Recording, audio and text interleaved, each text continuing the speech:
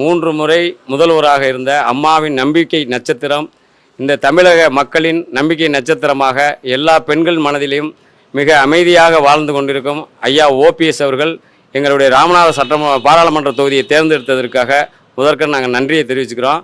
அதுபோக அப்படிப்பட்ட ஒரு பெரிய மனுஷன் யார்கிட்டையும் அதட்டி பேசாமல் மக்களுக்காகவே சேவை செஞ்சு அம்மாவுடைய உண்மை விசுவாசியாக ஒரு பக்தனாக இருந்தவரை ரொம்ப அவமானப்படுத்தி இந்த எடப்பாடி அணியினர் ரொம்ப ஐயாவை ஏற்படுத்தியது எங்கள் பொதுமக்கள் மத்தியில் மிகப்பெரிய அவமானமாகவும் மனவேதனையாகவும் இருந்தது.